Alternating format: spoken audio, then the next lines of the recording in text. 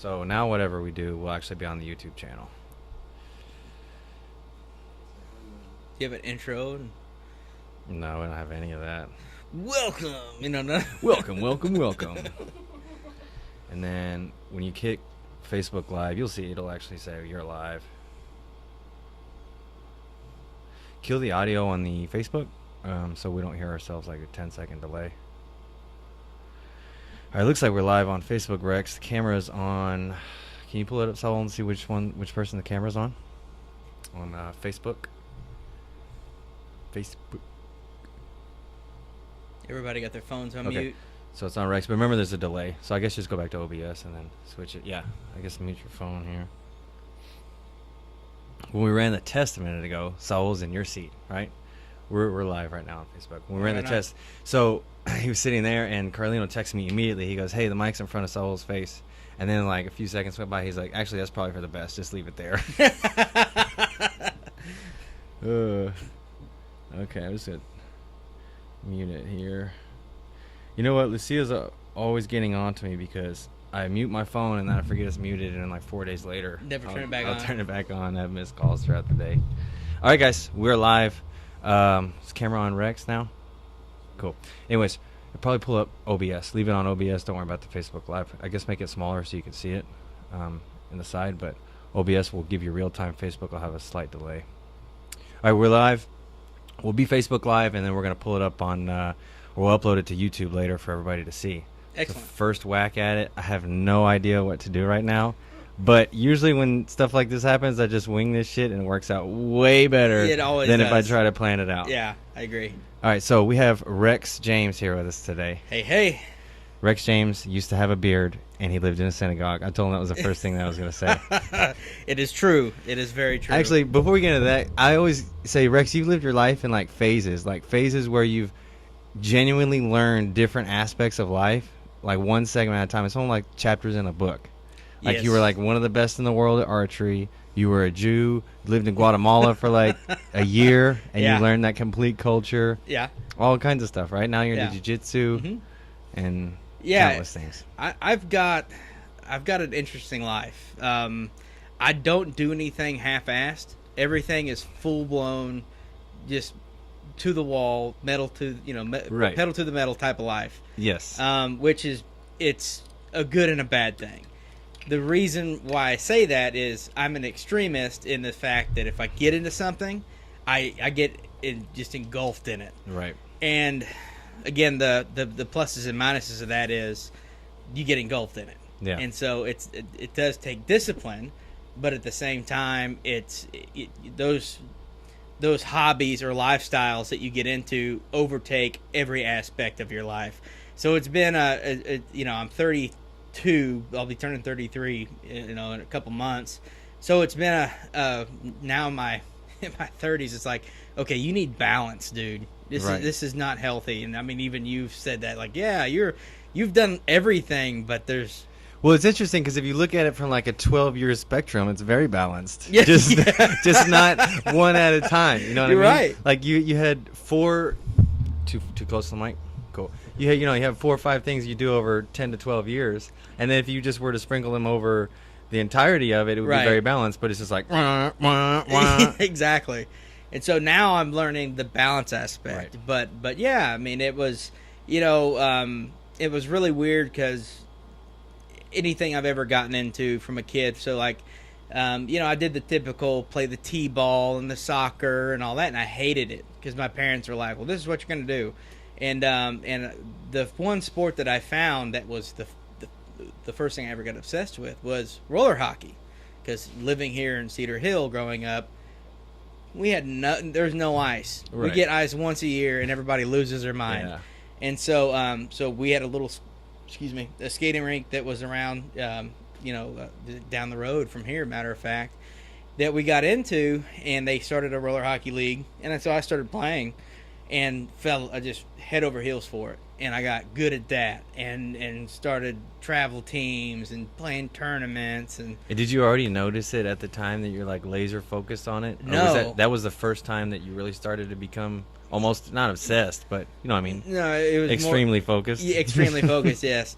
And so me being, they diagnosed me at a young age being dyslexic and ADD, Right. and so school was tough, but it was really weird that there are subjects or things that I'd get into that my mind just clicked, and sports and activities and stuff like that were a big part of it, Right.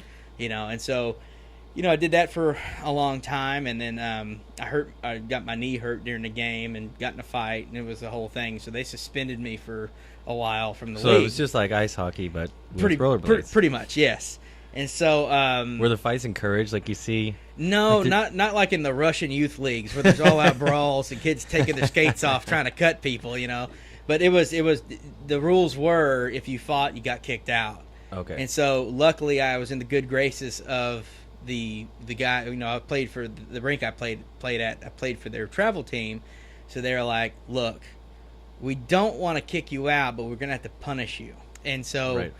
during that time, I had a guy that worked with us that he got into bow hunting, and he was like, "Hey, why don't you get into this?" While I was doing the hockey thing, I was playing paintball and into that. And this was around high school? Yeah, this is in high school, so this is probably sophomore, junior year of high school. And so I was like, oh, this is kind of cool, and so this archery shop had sold some paintball crap, so I went up there and checked it out. So the transition was some guy you met through roller hockey. No, this is a guy at work. This is Okay. a guy that worked for a business, as our painter. And he was like, typical Texan hunter, like, hey, we're going to go down bow hunt, Yeah. And I was like, well, it kind of looks cool. Let me check this out. But it was the paintball that drew you to the archery place? Yeah, because they sold paintball stuff. And at the time, I had, like I said, I got into a little bit, dabbled into some tournament paintball. And all Okay. that I didn't stuff. even know you were in Yeah, into that. again, many. When you say facets. dabbled, you mean like 9 months without talking to your friends? Yeah, or pretty much. My friends were the team. And so I got into that for a couple of years actually, and then archery. I didn't know anything about it. The only thing that I had in my mind would be like Robin Hood, like the old Kevin Costner movie. Right. And which is like, it's really weird. I watch it now. It's the worst acting I've ever seen from any human being. But I loved it as a kid because you've got this guy shooting arrows at the bad guys. And so my first introduction into that was just really, really like, I got into hunting, with a rifle. So I was like, once you go bow hunting, you'll never go back. Right. And I guess so it's much more intimate. it's and harder. more of a challenge. Yeah, right? I mean, you're looking at shooting in deer at 100 yards versus 20 yards. Right. So or more, 200 yards or yeah, something. exactly. My dad always bow hunted when I grew up. And Mhm. I actually shot a deer one time with a crossbow. Yeah. And I think it was 25 or 30 yards or maybe a tad bit more than that. Yeah. But I remember how much he had to train, shooting his bow outside all the time, Yeah. getting ready. And then the fact that you could just pull the trigger really easy with a magnified scope, you just see how much more difficult it can be. Right. So I started shooting, and I enjoyed it. It's something I could do at home because my parents had some property, so I do it in the front yard or backyard. And I was at an archery shop one day, and a couple was in there, and I was shooting, and I never met these people. This is a Saturday morning, and my mom would drop me off. She'd go, hey, I'm going to go to the mall, so I'll drop you off at the archery shop, and we'll pick you up in a couple hours, because I got along with the guys at the shop. So this couple walks in, and they're like, hey, you're pretty good. Do you want to shoot a tournament? I'm like, when? And they have tournaments for this? This is a thing? And how long ago was this? Do you remember what year that was? This is 2001. Okay. And so, it's 2001. And so they're like, hey, why don't you go to this tournament? I'm like, let me give it a shot. Well, let's see how this goes. So I showed up, and I was a skater kid back then. So, DC shoes and the whole thing. Well, it was right at that time. Yeah. And so, and the pipes jeans or the Jinkos. yeah, Yes. that type of deal. So what was funny is I show up to this archery tournament, and everyone's wearing cowboy boots and Wranglers. Oh. And I was like, holy shit, I am way out of my, my Right. element here. Is that what you expected? You thought everybody was going to be kind of that goth punk borderline? No, I was smarter than that. I kind of knew that this is a quote unquote redneck sport because this Yeah. is a 3D tournament, so it's like literally foam animals. Oh, okay. Yep. I And went to a few of those with my dad as yeah. well. And so I went and I didn't have a clue of what to do, and so it was literally unknown yardage. And so you get up to the stake, you didn't know how far the animal was, and you had to guess the yardage and then shoot it. And then of course the animal has scoring rings. Right. And so I was like, well, let's do this. So I shot, was it, I can't even remember, 20 targets or so, 30 targets.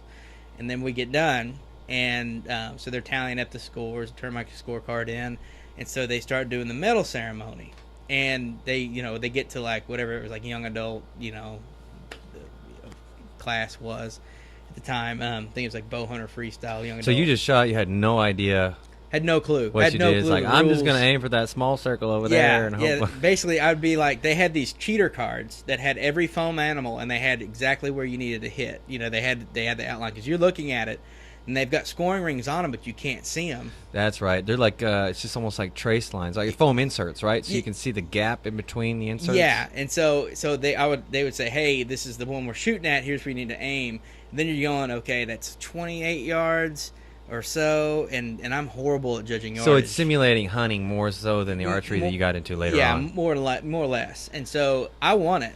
And like all these like country bumpkin kids were pissed, and they were so angry. Get out of And here you with could your see it Jenko. because like I'd only been shooting for maybe a couple months, and they're like, "Well, hell, Marilyn Manson shows up and smokes us. What's this?" Oh man!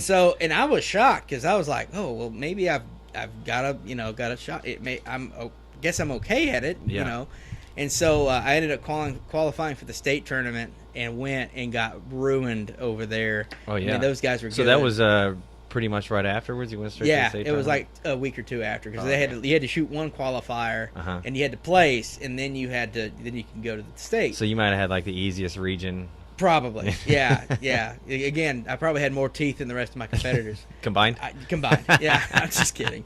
No, and actually, the people in archery are amazing, man. The couple that introduced me to tournament archery, they're the nicest people, and I still keep in contact with them. Is that your coach now? No. This couple was Debbie and Doug Gerard. My coach now is named Jared Kimmel. He's a good guy. I love him to death. He came a little later.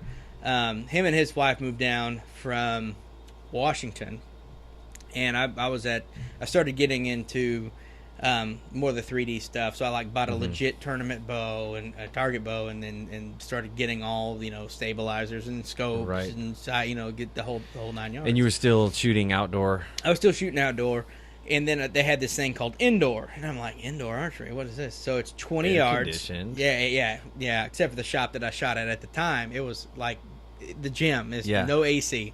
Oh, The man. shop itself was AC, but the range was not. Right. And so it was like either 30 degrees hotter than outside, or it was 30 degrees. cooler. Or it's You the see, same temperature. You go in the wintertime, and it is freezing cold. And so that's where I cut my teeth. And so I was showed Is that why the rednecks didn't have any teeth? pretty They had all much. been Yeah, cut? yeah, exactly. So I got into the archery, and Jared, I was shooting okay, and I was doing really well in tournaments, in these indoor tournaments, and I was winning a bunch of them. And I was like, man, so the Texas Field Archery Association is what we shot under, and they're indoor. They have this thing called Shoot Your Way Across Texas. So that you shoot all these tournaments, you take your top 3 scores, then you take your 2-day scores from the state indoor championships, and you win like this aggregate type deal. Mm-hmm. And so got into that. I won the Shoot Your Way Across Texas, the aggregate, and I won the state championship, and I broke a record that was set in 1986. And this is in 2002. And This so was for adult or junior? this is young adult. So this Okay. is the step before you go. What is the age group on that? It is 17 till 13, I believe. Yeah, so it's so it's 13 to 17.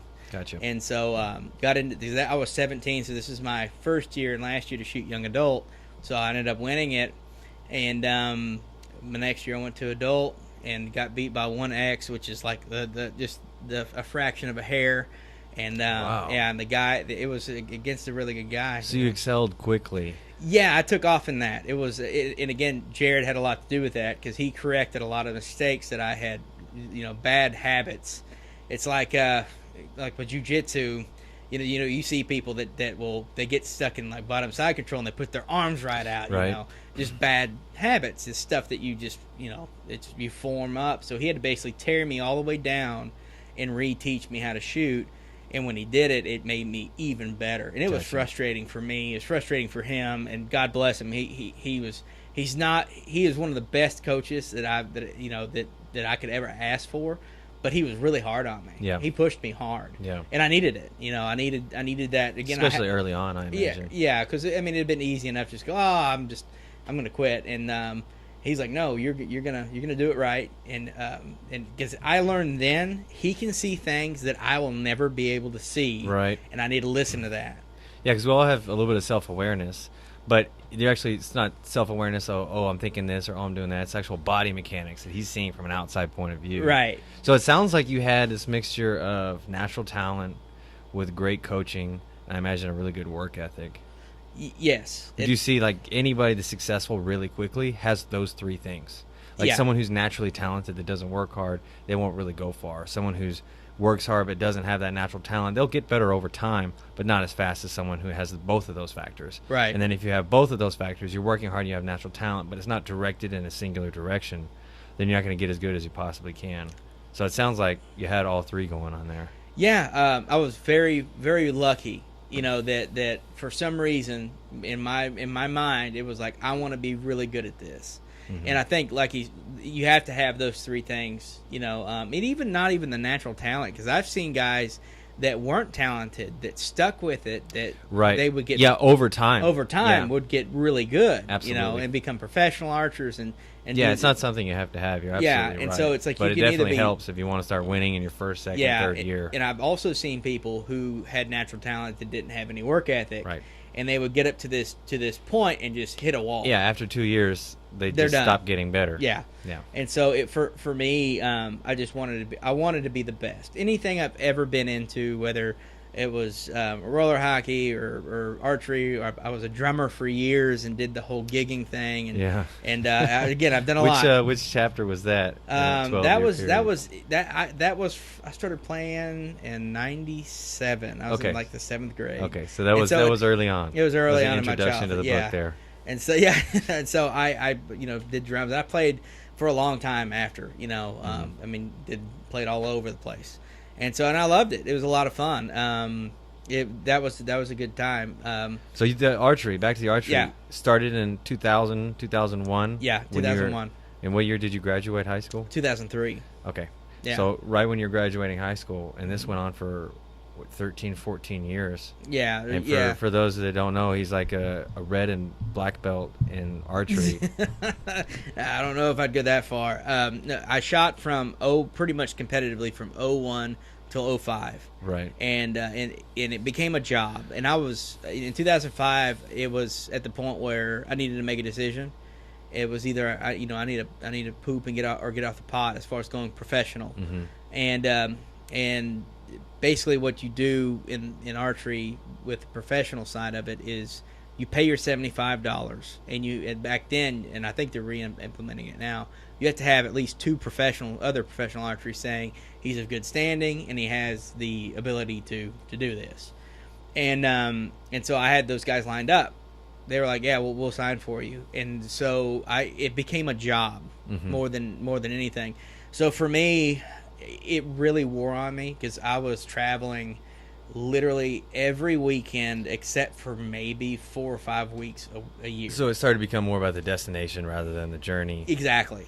So I'm sure you enjoyed a practice session here or there, but it was like, I have to win this tournament so I can get qualified for that one, so I can do this one, so I can do that one, so I can either make some money or I can get that goal that I've been working towards. Exactly. And then I guess you're fine-tuning every little thing. You start to become miserable, or Well, I think a lot of it is the competition. It kind of took the joy out of it for me because I love to compete. I really love it. But what happened was it was every weekend, especially indoor. Indoor season was my favorite And so because you see people that you're not going to see normally because we're traveling from to San Antonio and to Corpus Christi to just all over. Literally, and there's a bunch of shops here in the Metroplex and so in Houston and all that. So we Right. would travel all over Texas, and then we go to Vegas and back then it's Kansas City, just all over the place. And every now and then you sneak down to Louisiana or Oklahoma, go shoot a tournament, and it was fun. But it just became my drive. I burnt myself out. Yeah. It got to the point where I was getting exhausted, and I was shooting God knows how many arrows a week and it per day. And I was smart enough to where if I showed up to a practice session and I wasn't feeling it, I wouldn't practice because I Right. didn't want to ingrain any bad habits. Right. There was times where I'd show up and shoot 5 arrows and be like, I'm done for the day. Just didn't want to be there. No, it wasn't that. It just something didn't feel right. And so archery is such a mental sport that if something was wrong in my head, it could affect everything. Because you've got to go in with your mindset of being everything. All my shot process, everything is perfect. Because you're shooting for a perfect score. Mhm. My average in an indoor, you shoot 60 arrows, and you have an X that's about an inch in diameter. And my average X count was about 58, 59 X's on an average. So I was Wow. one or two arrows away from perfect games. And So I know they have like in hunting they have all these restrictions where your bow can only have so much percentage of lead off on the compound bows. right, and- right. So do they have any stipulations for It's more or for less target shooting? It's more or less weight, and so your draw weight. A lot of organizations, it's either going to be draw weight or feet per second. So like USA Archery and NFAA, it's 60 pounds. Can't have a bow over 60 pounds. Oh, it can't be over. Over, yeah. And so like with 3D, they'll say some classes are like 285 feet per second, which you can squeak by with about 290, 291. So what's the cause of that? Is it arrow shooting straighter the faster it goes? And Yes. It makes it easier to compete. Yeah, so if you're shooting a fast bow, your gaps on your yardage are going to be smaller. So that means you're going to have Because there's no arch to the arrow. Yeah, Gotcha. so you've got that. You're shooting the- less of a distance. Correct, and so you have less drop in arrow. The faster your arrow is going, the less drop of it that you're going to have. So like, let's say 3D archery, they have a lot of speed limit rules because when you're judging yardage, which they have known yardage now. This couple years ago, they put a known class in where you literally show up with a rangefinder, you range it, and you shoot for that. Shoot for that deal. There's still a speed restriction on that class, but for the unknown classes, the reason why they put it on there because they don't want you to show up and let's say you're shooting 320 feet per second and your competitor's shooting 285 feet per second. You can be off by a yard, maybe a yard and a half at the most, shooting at 300 and 300 feet per second. The margin of error is less. It's way less. So you could actually be a physically stronger person, and that would be an advantage because you can shoot 60 arrows and pull that bow back 60 times without having a problem. So I mean, Well, how fast does it get? Do they go 90 that's- pounds, well, 100 pounds? How would you On the about pull- draw? I mean, but yeah, draw on the weight. draw weight. I mean, most of the guys, depending on the game. So 3D, a lot of guys are shooting 70 pounds. You're only shooting one arrow per target, and in the big tournaments, it's 20 arrows a day. So it takes sometimes 20, 30 minutes to shoot one target because you've got to wait for there's a line of people. It's almost like golf. More or less, yeah. So for me, I really liked indoor and field archery. Indoor is 20 yards, and it was a perfection game. It was who's going to slip up first, or who's going to Very slip up. mental, I Period. imagine. Yeah. And then field archery is like it's more or less golf. It's 28 targets, and your closest target's 3 yards. Your furthest target's 80 yards, and it's up, downhill, side hills. You're in the woods. You're shooting 4 arrows per target, and it's a lot of arrows. That's Wow. fun, but it really shows your weaknesses, Right. Because in the 3D game, when you're guessing yardage, you can make a really crap shot and still hit. Mm-hmm. But when you know the yardage and you know everything the way it is, You have no excuses. You have no excuses at all. Wow. Yeah. So there's totally different games. It's apples and oranges, I imagine. It is. It is. It really is. And so, which those then you have stuff like what USA Archery does or FIDA, the World Archery Association. They have like most of their stuff's outdoor, and like for compound it's 50 meters, so 55 yards, and for a compound and for an Olympic recurve it's at 70 meters, for 77 yards. Which you think it would be reversed, but the compounds are shooting at a way smaller target. Right. Even though it's closer, it's considerably smaller. And so, and that organization is who, World Archery is who runs like the Olympic stuff, and that's a recurve only. They don't have any compounds. Gotcha. And so, because really, if you wanted to make a living in archery, it's really, really hard. I've had friends that do it and who have done it. There's only a handful. Literally maybe a dozen. So what do you feel like your motivation was there? Was it to reach that pinnacle and make money and all the success, or was it the fame of I'm one of the best archers in the world, or or was it proving to yourself that you could do something that you didn't think that you could do?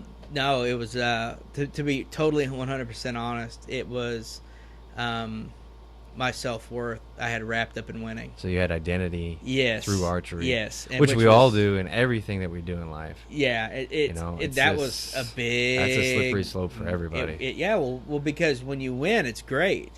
But when you get second place, or let's say something happens and you it's don't the equivalent even podium... it's the equivalent of being kicked out of a tribe. Like you feel like right, yeah. you're done. Nobody accepts you. Nobody loves you. And you have this idea in your head that because you have done what you've done, that's who you are. And if you fail to do that, then nobody will care about you anymore. But actually, you're wrong on both sides. Nobody liked you because you're doing well, and nobody disliked you because you're doing bad. Yeah. Yeah. So my identity was wrapped up in it, and that's one reason why I had to step away. Because I remember going to tournaments and losing or not placing and being so mad at myself. Mm-hmm. And I remember driving home one night from the range, and I shot good, but it wasn't good enough. Because that was one of the things. Lenny Basham, he has mental management systems. He's up here in Plano. He's one of the world-renowned mental coaches for a lot of sports. And was that the book that you mentioned before? Yeah, With Winning in Mind. Gotcha. And that book changed everything for me. And it's been it's got a lot of good stuff in it. So I realized when I was driving home, I'm putting too much on myself, and it's not real. The burden was too heavy. The burden was heavy, and it was one of those things where for some reason in my mind, I was like, I'm trying to, in some twisted way, my self-worth is based on a podium finish. Right. And it's just stupid. And it's this very short-lived breath of air. I remember when we first met, you told me something I will never, ever forget. It was one of the greatest things somebody's told me. People give you bits throughout your life, little phrases that you remember. You said it's very lonely at the top of the mountain. It's true. And so you're working so hard to get there, and initially, it's out of joy, out of the love of what you're doing, and then it becomes your identity is wrapped up in it. You're like, I got to get to the top. I got to get to the top. You get to the top, and you're like, I can't lose this position because no one will like me anymore. I'll be a failure. I'll be mad at myself. I don't want to feel all those feelings, and I can't imagine what it feels like to be at the top, right? Right. And feel like you can't come down. I mean, I felt like that in jiu-jitsu, but in archery, I imagine it's different, and I haven't had the success you've had in jiu-jitsu like you have in archery, but being at the top or towards the top, as you were. With jiu-jitsu, you're constantly getting beat up anyway. Right. And you're getting submitted every day. And this is a sport that you could do relatively well, and if you're good enough, you don't get beat. And right. It's a really stupid thing to say because you're going to get beat. There's always going to be someone better. But and I was really fortunate for as much success as I had in it. It did place a false expectation upon myself, and so and I put those false expectations on me, and it's interesting to see how many people do that, Rex, and then they never realize it. Like I was talking to to a buddy of mine about this the other day, is the gift of self-awareness. If you can become aware, if you can look at yourself and see that, I feel like a lot of people get stuck in this mindset. Double-digit percentages throughout every sport. Yeah. They get stuck in this mindset and they never realize that's the case. And you wonder why they're chasing what they're chasing. I'm not saying, you know, you shouldn't chase success in competition or in anything, but if it's for that reason, if your identity's tied up in it, it's devastating to lose. Yeah, you have to be very emotionally, I would say emotionally and spiritually evolved, Right. and to at least to have a good base, to be successful and not let it get to your head. Yeah, it has to almost mean nothing. Like, if you're chasing it because you see all the fame and success and glory that someone has, if that's your goal, Right. it seems like it's a miserable road there. When you get there, you're afraid of losing it. It always Right. seems it's like the people who just don't care. They get there and do well and hold on to it. Yeah. You know. Well, and it's the other thing is you have to have that fighter's edge. You know, that thing where you want to win. Right. And there's something that Hicks and Gracie said that I really like. He says, "Show me someone who likes to lose, and that's a loser." You know. Absolutely. And so it's like you got to It's a weird balance. You got to be okay with it. You know, and or learn from it, and then push past it. You know, you can't just take defeat and go, "Well, it happened." Right. You know, like for me, I get beat and go, well, I've got to train harder. You know, I got to learn from my mistakes. Right. And you see a lot of people give up. You see a lot of people they get in these situations in life or in a sport, and it gets too hard, and they just yeah, you stop. see it time and time again. Yeah, they quit their job. They It seems to be like a manifestation of the fight, flight, or freeze response. You know, Yeah. your identity is challenged mentally.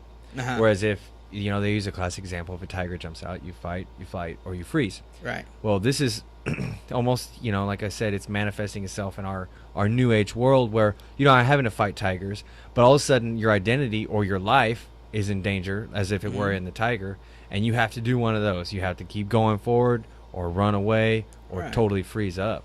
And it seems like when people give up like that, they've tied their identity into it. We pointed that out, but then they run away. Yeah, it's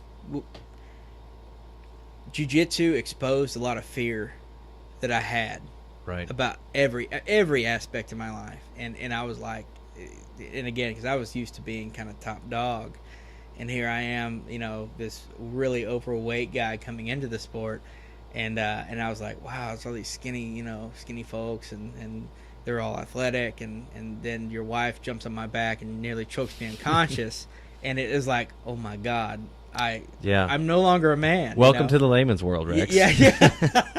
It's nice down here. It was scary, you know, because Yeah. it really forced me to face a lot of fears. Like the first time I ever wore a rash guard without a t-shirt was a big deal. Right. Because It was a little moral victory for you. oh man, it was big time, because I was like, you know, I'm used to people not seeing how big I am. Right. And I was like, screw it. Everyone in here doesn't care. They love me. They're my teammates. I'm going to do it anyway. Yeah. And so walked in, took the t-shirt off, got my rash guard on, and trained the class. No one said, hey, fat ass, you know, what's going Right. on? You know, and so, I mean, it was none of that. It was, if anything, No one was thinking it either. No, no. They all told me they yeah. weren't thinking it. Oh, yeah, they all told you, that guy's a fat piece of shit, you know? No. But it's until you accept where you are, you can't get to where you want to be. Another phrase that I had remembered that made a huge difference. You keep running and hiding from where you're at, which you see time and time again. Yeah. You can't make any changes. Can't. It's just classic denial. Yeah, well, you got so you when you hit diversity, or you hit the obstacle, the stumbling block, you are faced with a decision what to do. Like you said, you fight, you freeze, or you flight. You get out Right. of there. And a lot of times as adults, you have to evaluate where you are. You have to see exactly and take a deep look at who you are. That's hard for a lot of people to it's do, man. tough. I'm telling you, I was having this conversation recently. Saul heard me. That in itself, to be able to look at yourself and admit your faults, right? To be able to look at yourself and wear that rash Oh, guard yeah. when you don't want to do it. To be able to do that, to be even aware that you're doing it is a gift. I mean, I feel like if we could change the world in any way, it would start with making people more aware of themselves. Because if you're Yeah. not aware of your bad habits or your fears or what your constant self-defense mechanisms, running from your problems like this, if you're not aware of those things, Yeah. You can't. And so here's a crazy cycle for you. Let's say someone always runs from their problems, and they need to become aware that they need to be aware of their problems. Right. So you come in, you see this all the time. You help them. You say, hey, these are your problems. And so now they face their problems, but there's not enough space in between them and their problems. Right. And they go right back to that self-defense mechanism of, I need to run away from this. Yeah. So they ignore your advice, and they run away from the problems again. And they're stuck in the cycle. And I've been guilty of this. I'm not saying I'm perfect of it by any means. Right. But you get stuck in this cycle, and it's very hard to break free. But it seems like life gives us opportunity over and over and over. These things that you're running from, these bad things, they happen over and over and over and over again. You're like, why does this keep happening to me? Why do I keep finding this guy that treats me so bad? You know, why does he always do that? It's because you're getting another opportunity to get that shit right. Yeah. Because you keep messing it up over and over and over and over. So it's maybe life isn't, life or God is not angry at you. They're just giving you another opportunity to get stuff right. To make a change. We get tested every single day, and we get these amazing. So here's the cool thing about being a human. You can literally do whatever you want. We are given that opportunity, because we have freedom, right? Especially Right. living in America, we've got a lot of freedoms to do what we'd like. And so, as a human, we have enough consciousness to where we can literally change everything about us for either the good or the bad. So I have something for you. Okay. We have freedom to do whatever we want. Uh-huh. But what about I feel like there's levels to this shit too. Okay, yeah. Levels to being self-aware. Mm-hmm. Because the more self-aware you are, the more changes that you can make because you're aware I agree. of your behaviors, your thoughts, your actions, all that stuff. Yeah. So the idea that we can change or do anything we want is true to a degree of awareness. Uh-huh. If you're not aware, then having this podcast, I'm like, I did this because, or video cast or whatever this thing is. We're like, I did this because, I want to share my ideas. I brought you on. I want to hear your thoughts, ideas, let everybody know how cool you are. But Thank you. I'm like, what are my motivations behind this? Those are some of the things I looked at. Yeah. Am I trying to be like cool people, the podcasts I listen to, I look up to them, am I trying to be like them? Is it really because I want to share my ideas? Why do I want to share my ideas? Is it because something happened to me when I was younger that said, you should always tell people how you feel? You know what I mean? Right. So am I really making a decision, or is it pre-programming? There's what's the name of that HBO series where the Westworld? Yeah. Yes. Great, Did you great you saw? show. Okay. Yeah. So remember towards the end where they're all starting to become aware, right? Yeah. And yeah. they become self-aware, so they basically have consciousness. Uh-huh. But she hits this realization that her self-awareness was a program in Attribute, itself. Yeah. And so she's like, her eyes go crazy and it freaks her out. And that blew my mind, because that's like one layer off of the onion. You have automatic behaviors, people stuck in these cycles, right? I can't change, I can't make a change. You pull that layer off, self-awareness. Yeah. You pull that layer off, your self-awareness was programming. And that's where my mind just goes blank, just stops Right. working. Right. Like I can't make it work anymore. Well, we are programmed. And there are, look at our education system, look at the TV programs. Right. There's a reason why they use that. You are programmed and conditioned to certain behaviors. And even your home life, the way your parents raise you, the way that people treat you, those are all little hints of programming. And so a lot of people need to be deprogrammed. They need to get out of these bad slumps. And so it's like you said, the more aware, or the higher level of consciousness you achieve, the more aware you're self-aware of. And I've always been pretty introspective as a person, and so like, how are my actions going to affect not only myself but Those around you. but yeah, my loved ones, my friends, my family, because I don't want to. I need to put myself almost last. Because, I'm going to take care of myself and all that, but the people around me are just as important as myself. Absolutely. And so once you kind of get out of it, because I wasn't always that way. Well, it's a weird balance, because you see It is. people who put others before themselves, and then they just don't take care of themselves, so they Yeah. can't help others. Yeah. So it's a scale that you have to. I don't want to be selfish, Yeah. So and do everything for myself, but I can't just let Yeah. myself run ragged. I agree. So my formula for that is, for 5 years, I'm hardcore about myself. And then, It's chapter 3, 4, Yeah. 5, and 6. Oh my No, gosh. but you have to be aware of this stuff. Yeah. You really have to look at it and go, yes, I'm taking care of myself. I'm taking care of my family. I'm taking care of my friends. I'm doing what I can for others. And when you do that, when you so like right now with my fiance, she had broke her leg, and it was I had to realize, I said, okay, I've got to put my needs aside and put her and my stepson in front of my needs. Need to. Right. It's very. I could have cried about it. I could have moaned about it. I could have complained about it. Which would have done what? Nothing. Right. If it was nothing, it would cause friction in our relationship. So what did you say? We were chatting on the phone the other day. Your dad told you it's called sacrifice. Yeah. I was telling my dad, it's like, I said, the stuff is really hard. I said, I haven't been able to train jiu-jitsu. Which is your escape, your which getaway. Which is my escape. That's how I take care of my stress from the day. Right. And he's like, well, it's called sacrifice. He said, and that's what you signed up for. And I'm like, oh yeah, I forgot that little part. Mm-hmm. That we lay down our lives for the people that we love. And so we're given those opportunities to do that for people that can literally change people's worlds. Mm-hmm. When you and you make a small sacrifice of not going to jiu-jitsu class for 6 weeks or 4 weeks or whatever. Right. You can make, a 3% decrease and your 10% decrease in your daily happiness, whereas Right. you're increasing somebody's quality of life by 100%. Right, exactly. Which is, Which a is- great trade-off. Yeah, it's a great trade-off. And, she doesn't have to worry about, these little things, or I should say little things, but these things that are usually on her shoulders that she can't do. Yeah. And so... Literally, she can't carry things on her shoulders. Yeah, nothing. She can't get up. She's kind of stuck. So this toe holds are dangerous, people. but she literally fell. Okay, down I the stairs. gotta fill everybody in No. here. What happened? So his fiance falls down the stairs. We get the air quotes in here. Falls down the stairs, both of them, and breaks both bones in the bottom of her leg, her tibia and fibula. And so she, word got around the academy that I teach at, and then Rex is known for having great footlocks, specifically the toe hold. Right, he'll get it from any position, and when he gets it, it's terrifying because you see in his eyes the thing that we were just talking about a minute ago with that laser focus, like obsessed with one thing, and you see that his only goal. I told him. I remember when I taught you a long time ago. So when you grab the foot, your intention is to break it.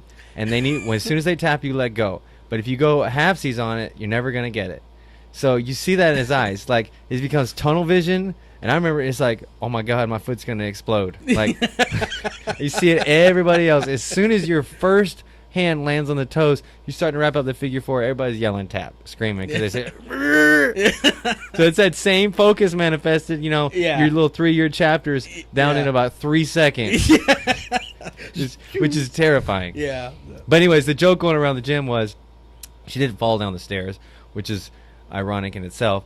She got toe holded because she got out of line or something. Yeah, if she ever gets a black eye and she literally falls and hits a doorknob, people will not believe it, They're like, yeah, I'm sure. Crying wolf, huh? First she falls down the stairs, now she, hit a doorknob. That was, yeah. So anyway, back on the self-sacrifice or what you need to do. And developmentally, it's one of those things where you see selfish people everywhere, and a lot of us are selfish. It's easy to be selfish. It's easy to be focused on what can I get out of this? What would benefit me? I mean, how many times have we ever taken time out of our day and say, how can I benefit someone else today? Mm-hmm. How can I love on someone, a stranger? And change their day. Right. It seems the majority of our day, even myself, you find yourself self-centered. How can I feel good right now? Yeah. How can I, enjoy my moment later on today? Yeah, we're all guilty of it. Oh yeah. I mean, anyone that says that they're not is a liar. And it's just one of those things where you have to learn to grow. You have to learn to progress. A lot of people are stuck in negativity. I've been stuck in negativity. You've been, Absolutely, everybody's had these, excuse me, these times in their lives where this negativity just runs rampant, and you want to get out of it. A lot of people are hungry for change, and they don't know how to achieve that. And that's where The very act of what has them stuck there is the same thing they're using to try to get out. Yeah, you're really right, and that's where you helped me a lot out with that. You know, of how to get out of my own head, how to get out of my own emotions, and all these past problems. So I think what happens is a lot of times what people end up doing is they have these patterns, and you see it generationally. You know, you see it like, you know, grandma married an alcoholic, mom married an alcoholic. Yeah. Now I'm marrying an alcoholic. I mean, you see these freaking patterns. It reminds me. Sorry, I gotta interrupt. Okay. This Saturday Night Live skit with little Stewie when she goes, so she goes, "What we say about Grandpa?" He's like, "I don't want to say." "What we say about Grandpa?" "I don't want to say." And the mom goes, "What did we say about Grandpa?" "Grandpa's an alcoholic." Okay, so generation after generation of alcoholics. Yeah, right? so you mostly Irish. Yeah, yeah, with Magnus. No, it was That's Swedish. I think. Is it Swedish? I think it's Viking. It's either Viking or Greeks, specifically Spartan. No, I'm just making that up. Oh, yeah. Okay, I was like Greek. I could kind of see with Magnus. No, I looked it up. I think it's Viking. Is it Viking? Cool. Swedish and. Dude, we need to get you like a helmet with horns coming out of it, you know. Well, I watched the show Viking on the History Channel. You'd be the darkest Viking, by the way, ever. You know. Oh man, I think it's they were invaded by the Persians, and that's how my people came. Oh, yeah. Is that another? Get that out of the book of a. No, that's the show The Viking on History Channel, okay. which is a really good show. One of the names on there was Magnus. Dude, there's some hardcore people. I mean, if you think about those folks. Oh man, yeah, they were tough, and they were crazy, scary. They had this balance between they were super, they weren't like extremely nomadic. They were established in where they lived, but every year they're like, we're gonna go fuck some shit up. Yeah, and we're gonna take everything that we can get. Everything on a boat. Who goes on a boat other than pirates? They're a bunch of wusses. You know, like, oh, we're taking over other boats. These people would take over nations. Didn't care. No, didn't know what they were getting into. No, they didn't have drones. They didn't know where they were going. There's no GPS. Like, we're gonna go that way for about 10 days, and then we hope we don't run into an army full of 500,000 men. Yeah, that's true. And if they did, we're gonna still conquer them. So if you check that show out, it's awesome. I have to check that out. I think it's pretty historically accurate. Yeah. No, you know, they had a lot of drama in there, but yeah, like Shark Week. But the basis of it. Yeah. Yeah. Yeah, but it's anyway. As we digress. I don't even remember where we were at. No, we're talking about just developmental stuff and growing. So it's again, I think we're all given these opportunities, you know, in life. I mean, and it's really weird because I've introduced a lot of people to jiu-jitsu. Unfortunately, most of them live not around here, so that they're training at other gyms, which is still great. I love it. Absolutely. The same thing is said every time. Dude, you're right. This changed my life. And it puts you in front of yourself. Is that what it does? So I was going to ask you, because I haven't really put that much, thought into what it is about. Well, I guess a lot of it's you're being constantly put in bad situations, and there's fear because there's panic. I mean, when you have someone that's on top of you that could literally kill you, that makes life real. Right. Really quickly. Well, for me, it brought my confidence up. I wasn't very confident before I got into jiu-jitsu. You know, I always felt like if I got in a fight, I was like, man, I hope I do well. I think I weighed 130 pounds when I started jiu-jitsu, and I was a full-grown man. I was 18, 19 years old. Okay. And so I was really thin and just wasn't confident at all. And I watched MMA, got into it, and enjoyed it. But it boosted my confidence. But I feel like it levels everybody out. Yeah. And if it doesn't, and I'll say this to everybody that does jiu-jitsu that's watching right now or that watches this, if you feel like jiu-jitsu is a struggle, which I've had periods in the decade that I've been doing it where it did feel like a struggle, right? Then your point of view is off. You're either, like we said earlier, trying to uphold this idea of who you're supposed to be, which I fell victim to early on opening the academy. Everybody's like, oh, Michael, you know so much. Oh, Michael, you're typing us all out, and then I'm like, Michael, I can't. We're all white belts. Right, exactly. I'm king of the white belts over here. I can't lose. I'll let everybody down. Right. I built this identity. Mm-hmm. So I found that discomfort, addressed it, and worked on overcoming it. Mm-hmm.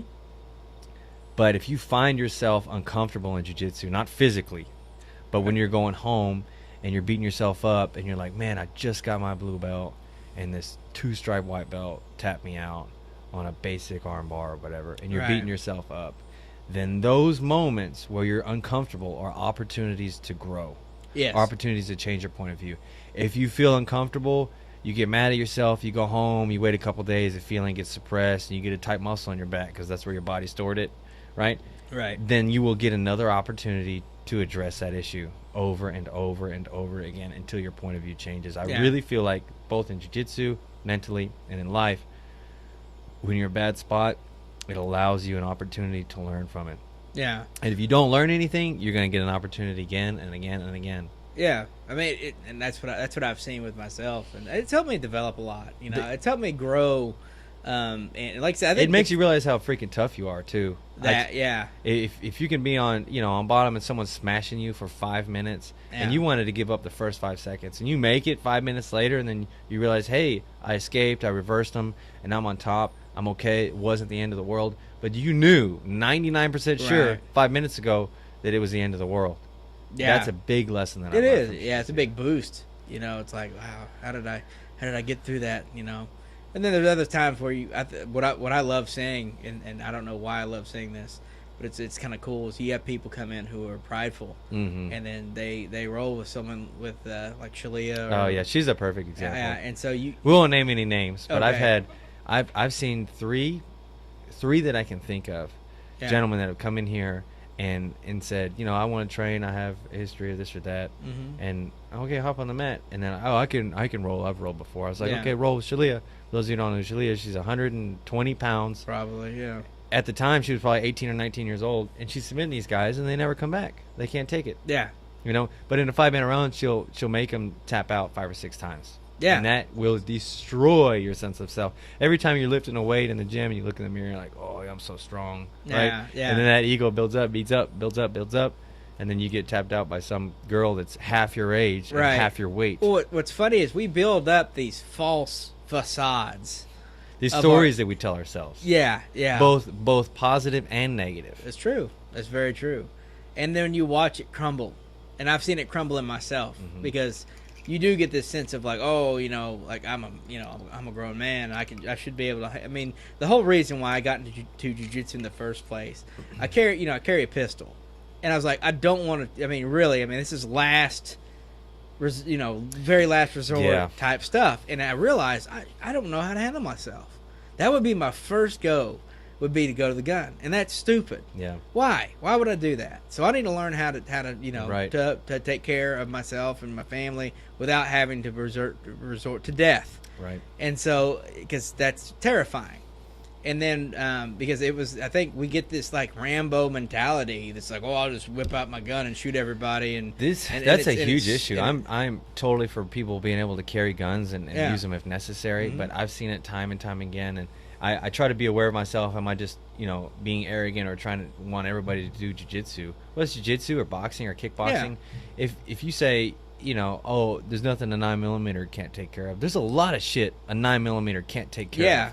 Like if you're somewhere where you're not allowed to carry guns, or if you're in an airport or something and someone attacks you or attacks your loved one, you just always lean back on something where, Well, everyone thinks they're a firearm expert, which you go take one class, a legit class, a self-defense, class, handgun fighting class. Oh, you didn't know? It's really easy. You just point and shoot it, and you hit it every time. Try shooting on the move. Try, that's something else I got into for, this is a really brief stint, but shooting pistol competitions, and IDPA, and it's hard when you've got pressure, and that's what hit me. It was that moment, and I was like, holy crap, if I get put in a situation, I don't want to become a liability. Right. I don't want to take someone else's life in my own hands that didn't need to die, And because you got a lot of people who have this weird mindset, about that. Yeah, they think guns are going to fix everything for them. And I'm totally for carrying guns, I'm total proponent of it. Me too. But if you lean back on it can handle any situation, it can't. There's going to be a lot of times when you don't have it. There's going to be a lot of times you would use it when you didn't need to use it at all. And you're saying, because I'm lazy or because I'm putting all my confidence in this firearm, I'm willing to kill somebody. When I didn't have to. Yeah. And I'll point this out too. I feel like a lot of people are walking around looking for an excuse to use it. Sure. Not all of them, by Not any all of means, them, but but there's there are a some. percentage, and Yeah. that's scary in itself. But more importantly, I feel like guns are very, very necessary for our society. Sure. I mean, they protect I felt us. like the conversation would make it back to this somehow today. Yeah, and so it's one of those things. Well, you know, in the wake of what's been going on, you know, you got a lot of people with knee jerk reactions. Yeah. And it's, again, I think for a lot of men, we get prideful and we get really haughty about a lot of things where we're like, you know what, you know, I'm Billy Badass. No, you're not. You are not. No. You know, you could say you are. I mean, and some guys have the credentials. You know, I've got some. You know, we've got friends, mutual friends that are just they're certified trained killers. Oh, you yeah. know? Literally. And literally, and that But they were. They don't act like it No, you meet them and they're the nicest people in the world. because they've seen the entirety of the spectrum and they know they're not badasses. Yeah. Like so we think, oh man, you're a badass. They're like, no, I'm not. Yeah. I've seen what could happen to me. Yeah. If I make one mistake. Yep. And that's the truth. But we have these stories in our head where we're amazing. And we watch all these Bruce Lee movies and shit. Yeah. And we're like, I'll kick the shit out of anybody. Yeah, I've seen that movie Red Belt like 4 times. You know. I can hit a standing arm triangle against the wall. Yeah. That was pretty cool. Yeah. Do you remember that from Yeah, the I movie? do, yeah. I was like, I gotta try that. We just need to get some wall pads. And so, but no, it's all I want to see, and this is my one goal in life. And you want to see people succeed, whether you know your family, your friends, you know your loved ones, all that. You want to see them succeed, and I think that right now where we're at in human history is very, very important. We have opportunities to grow, and we have opportunities to, for a lot of us who are in the mire and the muck, who are just that are at their lowest point, they can be pulled right out, and it's all our decisions to do, you know. So if you could give everybody some one thing Mm-hmm. to save the world, if you could just say one thing, whether I know you're a very spiritual person, but if you could just give any advice that you feel would apply to everybody, that they would all use it, what would you give? Train jujitsu. No. Oh man, that's good. I didn't see that coming at all. Literally, I feel like I set you up, but I didn't see it coming at all. No, that would be part. That's a hard that's a hard thing to say. You know, one Yeah. thing. The spiritual side of it is important. That, you know, I think having a spiritual identity is important. You know, I'm a Christian. I've got a wild story on that, which that's for another show. But it's to have that spiritual connection. There's a lot of people that are going to say, "Oh, you know, I'm a naturalist. Anything I can't see, you know, touch or smell or hear, it's not Which real." is an arrogant assumption that your five Right. senses can understand the entirety Right. of the body. Right. And so, do some investigation into it. You know, there is something way more to this life than what we even know. And so it's that is important. But I think a lot of it, honestly, what we could do to change the world is dealing with our emotions. I think dealing with our emotions is one of the biggest things that we can do. And there's a book that, and you know where I'm going with this. Letting Go by David R. Hawkins. David R. Hawkins. That book can transform you and help you. I mean, in a big way. And Well, I told you before I said, if I had to trade all of the jiu-jitsu I've had versus having read that book, I would have picked the book. Yeah. And I'd be like, dang it, I have to make this decision. Like, Yeah. I wouldn't be excited about it. But yeah, I get to give up all this jiu-jitsu. But if I had to pick, because I realized that book not only will have helped me, but allow me to help others on the deepest sense possible. I know that I feel like through jiu-jitsu, I'm able to help a lot of people, and I've grown so much. I mean, help people throughout. And you know, I could be wrong. The scales could be tipped the other way. Yeah. But I feel like that book allowed me to have so much self-awareness to make changes where I needed to make so I could help other people. But really, the decision shouldn't have to be made. That book allowed me to help more people with jiu-jitsu, you know, through jiu-jitsu. Yeah. And allowed me to help myself, allowed me to see the world. You know, like I was saying, the self-awareness and understanding your problems and being able to look back at them. That book showed me all of that stuff. Yeah, it's very it's a very Glad you brought that up. I Yeah. got to read it again Yeah. for the 9th time. Yeah, right. I mean, I've got it on audiobook, and Yeah. I've probably listened to that book, I don't know, 6 times at least.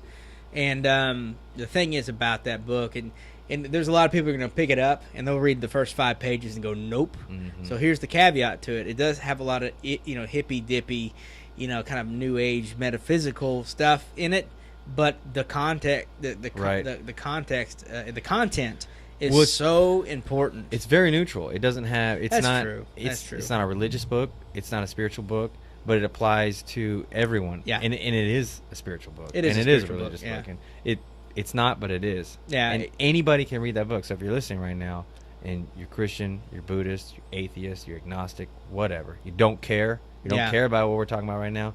Check the book out. It's freaking awesome. Yeah, it'll help. It helps you identify a lot of problems that we all carry that we don't ever deal with, Mhm. and it's that book has changed a lot. Like I said, it changed my life.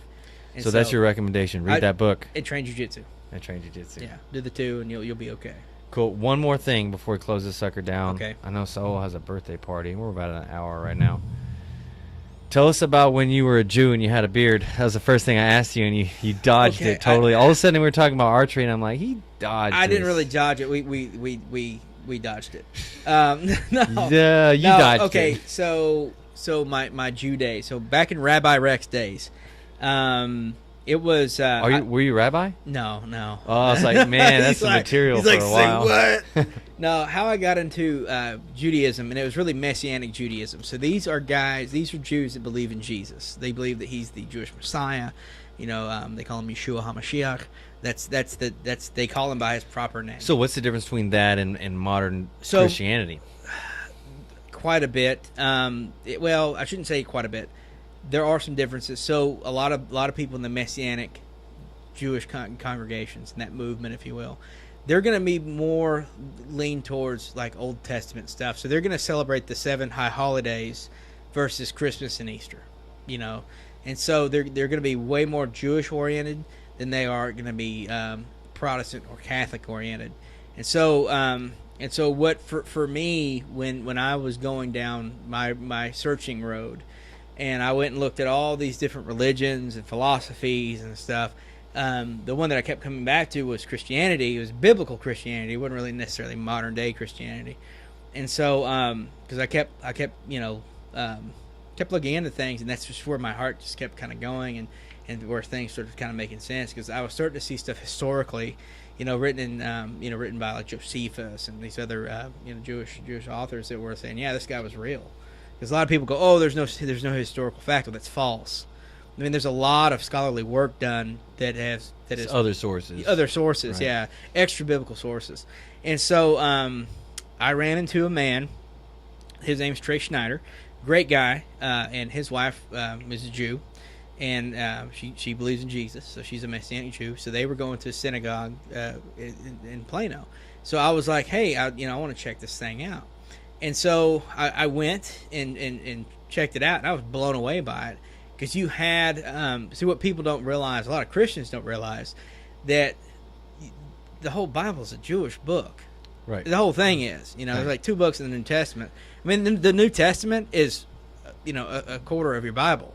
3/4 of it's the Old Testament, which is a Jewish book. Right.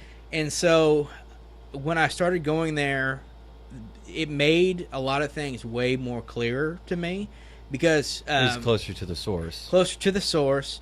And also, we had some really good teachers. We had some really smart guys that helped put things in context. So what a lot of times you hear Christians or pastors say, you've got to put it in context. Well, even they aren't putting it in context.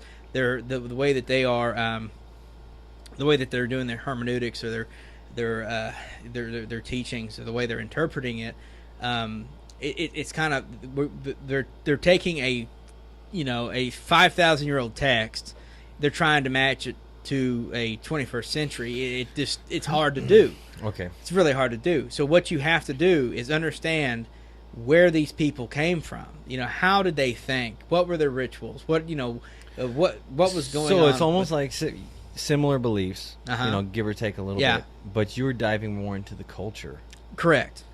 Well, because that's who was it written to? Yeah, so And you can identify with what they're saying more if you're living a similar lifestyle. Yes. So you got to grow a beard. More or less, yeah. So out of this, what ended up happening is I got really religious, not necessarily spiritual, but I got really religious. So in my mind, in order to please God, I had to grow a beard and do all these rabbinic traditions, and so for me it was more or less, I need these works to please Him, Right. and so I did that as hard as I possibly could. I kept kosher, meaning I didn't. You got the good hot dogs that say kosher on them? Exactly. Got the good hot dogs. Didn't no pork. No Right. Shellfish, no catfish, nothing like that. I kept kosher. And Friday night from sundown till Saturday sundown, I didn't do anything but go to the shul, the synagogue, and have have our Torah service and all that, and that's what I did. So you feel like that was another manifestation of your laser focus? Oh no, absolutely it was. It absolutely was. Right. And I'm really glad for that. But again, it has its blessings and its curses. Yeah, absolutely. And so I was really happy with that because I was super laser focused in, because I had a lot of questions. Yeah. And I think a lot of times you get a lot of these people who are like, "Well, I've got it all figured out." It's like that's really frustrating. You're dumb. Yeah. When someone tells me they understand something like completely, I'm like, you're dumb. Yeah, because I've been teaching jiu-jitsu for years. I've been doing it for a long time, and I still have questions about it all the time. Yeah. I don't understand a huge portion of jiu-jitsu. It blows my mind. Yeah. There's so many subjects I have no idea on. It's crazy. It's crazy stuff. And so my mind is always, theology is one of the things that my mind's always gravitated to, and I love it, and it's fun. And so that's where I tried to excel in. I was a youth pastor for a couple of years. A lot of people look at me and they're like, "You were what?" Yeah. So I'm a pretty wild guy. But anyway. I know, that's why I was excited to have you on today, because I wear many different hats. Literally, if anything comes up in one of those subjects where it's theology or archery, or now I know I can ask you paintball stuff, right? Yeah. All that, things like that. Yeah. I know you've been laser focused, and I can come and ask you. It's like you made those sacrifices where you gave up a lot of other things in your life. But you understand these things really well. Not completely, but really well. Right. I think I have a pretty good grasp on it. And that's what I tell people, when if we ever start talking about theology or whatever, I said, I don't know it all. And I lean on biblical scholars, that know way more than me. I know some Hebrew, and I've got people that I can call up that know Greek pretty well and go, hey, what's going on with this in the text? Or, hey, what's, and I can get that, out there. And so I think a lot of times we're very prideful, and we go, I know everything. Mm-hmm. And that's a dangerous position to be in. It feels like a safe one, though. And I think that's why you see it commonly. Because Sure. to admit that you don't know, yeah. one, you give up that sense of self that we were talking about Mm-hmm. earlier. And it's terrifying when you're like, I don't know. I don't know what tomorrow's going to bring. I don't know if I'm right about this. But if you're like, oh, I got it figured out, then Yeah. and then you don't. This is what I think has messed up our society. People don't have it figured out. They convince themselves they have it figured out because they're in denial, and they don't use self-awareness to acknowledge they don't have it figured out. Yeah. And then they tell this next generation of children who have absolutely no self-awareness, it doesn't develop until you're older on, that they got it figured out. So these kids grow up, get conditioned to believe what they believe, and then you get this bunch of lemmings. Is that lemmings? Lemmings? Yeah. Lemmings? Yeah. I think that's right. It was a video game, right? Are they real animals? Don't give me the line. I know. Google that, so. A lemming. Lemming. I don't even know how to spell it. But anyways, sheep, right? Yeah. And yeah. And you keep, and then I think that's a huge issue of people claiming to have this shit figured out. Yeah, they there's a lot of people that claim that they do, but they don't. And it's so easy. Look at the fruit that they bear. Right. Look at what's going on in their lives, and then you see it, and then you're like, Mm-hmm. you don't know anything. You don't know. You know what's easier is just admit it, because it's so easy. Yeah. I don't know. It's the easiest thing you can ever say, and that's what I try to tell people is that they'll ask me like a theological question, and there's some things that I know a lot of, and there's some things I know nothing of. And so the easiest question, I don't know. I have no idea, but that's okay. Yeah. Because it's not my job to know everything. Right. It's not. No. And so there is that portion of my life was for several years. It's quite a, for at least 3 years of my life was spent with those folks, and I'm still in contact with them. I love them, but that's how I got into them. Was I was kind of seeing it in the text already, through the study I was doing, and I was like, okay, this is a real thing, so let me check it out. Right. And I loved it. I mean, the Jewish culture is really cool.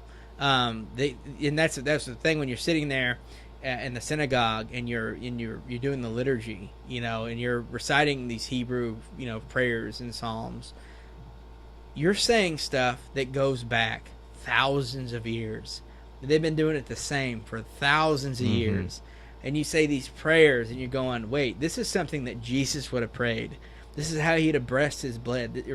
This is how he'd bless the wine. Right. This is There's how a little bit more of a connection there. Yeah, it kind of connects the dots a little bit, and it's kind of cool. Right. But again, what ends up happening is, for me, I got really prideful religiously, and I had to be humble. You thought I had it all figured out. Oh yeah. That's the way it always goes. You just go, I know everything. All you goyim, you Jew, these Gentiles around me are stupid. Gentiles. Yeah, and then you go, wait, I'm stupid. I'm the one that's the dummy. Yeah. I'm the one that doesn't know anything. And when you humble, dude, I'm telling you, when you humble yourself, it's so freeing to go, I don't know everything. Yeah. I don't have to have it all figured out. And I think it's another case of tying your identity into maybe not necessarily performance in archery or jiu-jitsu, but tying your identity into what you know. Right. Which is it's horrible. So when you do that with what you know, so like in Christianity, you see that in the scholar world constantly, right? Well, yeah. I mean, you see that in scholarly works, education. Yes, and it's a dangerous place to get. But again, it's who you are as a human, who you are in the deepest depths of your soul, and we tie it to these external things that really don't matter, because they give us a sense of pride. And when that pride crumbles, because again, you're going to lose, you're going to get into a debate and get destroyed or whatever. It's so hard. But if you can humble yourself. This has been like the theme of the weekend for me for some reason. When you can humble yourself and not, have to be right, not have to be the strongest or the smartest, right, or whatever, and just love who you are, love the position you're in. Even if you're in the crappiest situation now, you can love it because it can get changed. Right. And that's where you start to win. And you start to connect with people. You're no longer above them. You're on the same level. Yeah, and so it would be so easy for you holding a black belt in jiu-jitsu, which takes a long time to get, to put yourself on a pedestal. Right. But because you don't do that, and you keep yourself available for people, you're friendly, you love on people. I mean, you genuinely love people, and I think that's why the gym thrives the way it does. You're not here just to be like, oh, I'm just going to share what I've done because I can break your arm, break your legs, and choke you unconscious. Right. You love people, and you want to see them grow. So if you want to be successful, again, you gotta love folks. Yeah. You gotta humble yourself. You gotta. There's got to be an element to where you put yourself aside and you put others before yourself. And like you said, you need something earlier. You need something in your life that makes you look at yourself like that. That puts you, like jiu-jitsu, like you mentioned. There's countless other things. Yeah. Put yourself in a difficult spot where you can lose, where your ego can fall apart. Yeah. Where you're going to leave your comfort zone. Better to do it now than do it in a situation where your life is on the line. Because it's very easy to happen. There's a lot of people. I mean, think about it. Think about the news stories that you hear of people messing with the wrong guys, and they get killed in the street for being stupid. Oh yeah. When it could have been as easy as like, look, no big deal. Sorry, I cut you off. Have a great day.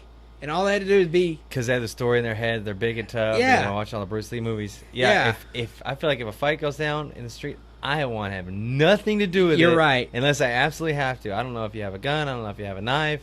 Yeah. I don't know if you've been training jiu-jitsu longer than me. Yeah. You never know. Have no idea. And I don't know anything.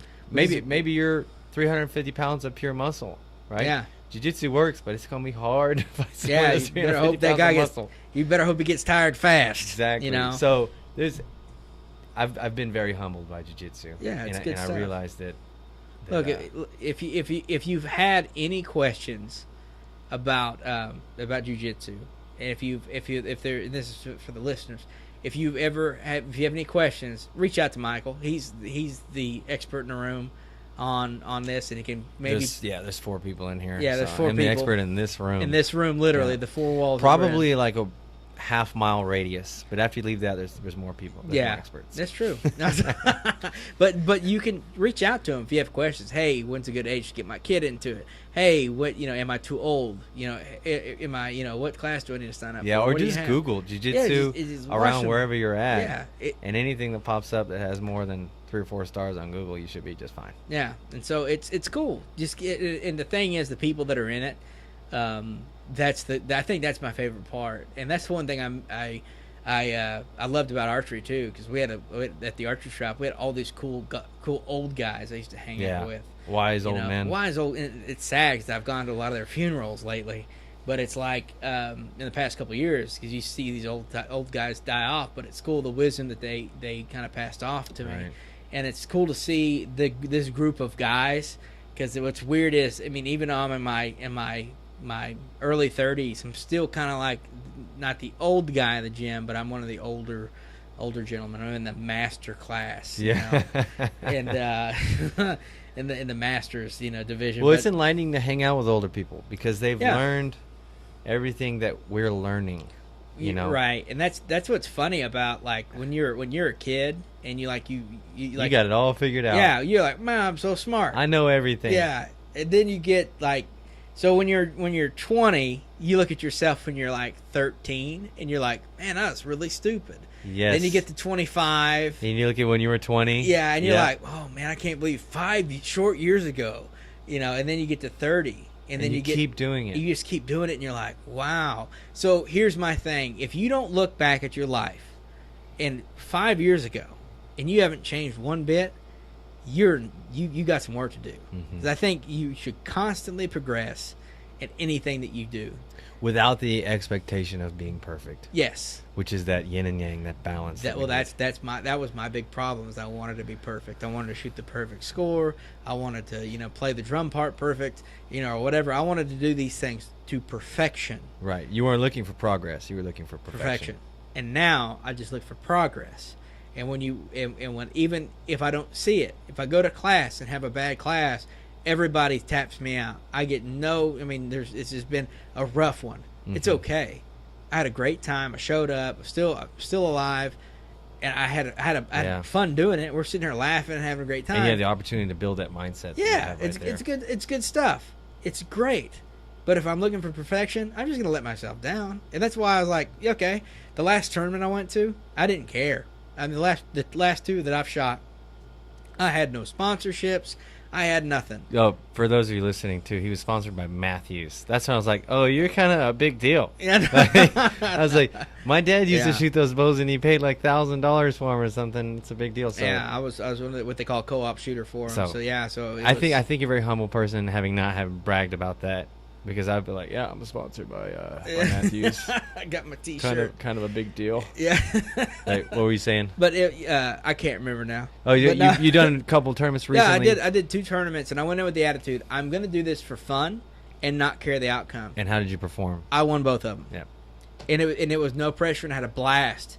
So you enjoyed it? Yeah. You made it to the top of the podium. Yeah. You had the whole shebang. The whole experience. Yeah. And I'm sitting there going, appetizer, entree, and dessert. Everything worked out well. Man. I had a great time. Because you weren't chasing that podium. You weren't chasing that perfection. Yep. I just went out to shoot the best I could, and it was a blast. And I saw people I hadn't seen in a couple of years since I've been feel like jiu-jitsu. Even if you hadn't made it, if you hadn't gotten first place, you would feel like you do now. Like you'd be like, I mean, I guess it wouldn't be as exciting, right? But you would still be like, I had fun. You know what? I wouldn't beat myself up. Yeah. And that's a victory in itself. Yeah, I think that's what happens with a lot of folks is you get into this thing and you don't succeed, and you beat yourself up. I'm seeing that with my stepson. He's playing soccer, and so he's 4, and it's awesome to watch him like in the practices, and he gets really, really nervous Yeah. in the games because you've got all these people and you've got parents that are shouting and all that, and so he gets really scared. So he's only been lasting like 5 minutes a game, and he's really hard on himself. For a 4-year-old, he's tough on himself, and he's like, I asked him, I said, why are you scared of playing soccer or the games? He loved practice, but what's up with the games? He goes, well, these other guys, these other teams are bigger and they're faster and they beat us. I was like, that's okay. We're only doing this because it's fun, right? Mm-hmm. Well, dude, today it was awesome because he played the entire game. Wow. The entire thing. Cool. Got out there and played. He did really, really well. And, I mean, he's 4. Yeah. And so that was such a proud moment for me and Sarah. It's like, yeah, this it's not is, about him doing well. It's about that, dude, that mental victory. It's like, oh, he did it. He did it by himself. There was no one that provoked him. He got up there and went, and he had fun. And because we asked him, how'd you, great job, man. He's like, did you have fun? Yeah. He was all lit up. And, cool. I imagine that will cool. snowball from there. What's that? I imagine it will snowball from there. I hope so. It's interesting how it snowballs both ways, Yeah. So it's good that it's rolling that way. Yeah, I'm really happy. But you see that even in a 4-year-old that struggle that I don't want to do this because I'm gonna get beat. Right. And it's like it's a that, hard spot. I got to avoid this to keep myself safe. Oh, it's these little hurdles that we all have. It's like, oh, I'm so scared to do this because this outcome might happen. Mm-hmm. Well, you don't know till you take a chance. And a lot of the outcomes that we're scared of have no effect on anything anyway. You might get a little embarrassed. You might, make a fool of yourself. Be like this podcast. A lot of people would be like, oh, I'd love to go on there and talk, but I can't. Oh, yeah. I mean, I had that thought today. I was like, this is our first podcast. I'm going to say like 3 words and then not know what to say after that. You have those thoughts going through your mind all the time. I'm like, screw that shit. I got this. Yeah. If it doesn't work, it doesn't work. I'm Michael Magnus. But that's it. If it doesn't work, it doesn't work. Yeah. Very true. You know what? I say this is a good place to wrap up. Yes. Awesome stuff today. A Cure for Your Opinion is the name of we're calling it a podcast. I don't know if it's necessarily going to be an actual podcast, a YouTube channel, a media channel. Yeah. We'll put on some podcast stuff. A Cure too, for Your Opinion. A Cure for Your Opinion, because your opinion freaking sucks. Yeah, And mine we're would need a curing it. hammer. So, thank you guys. We're done. Out.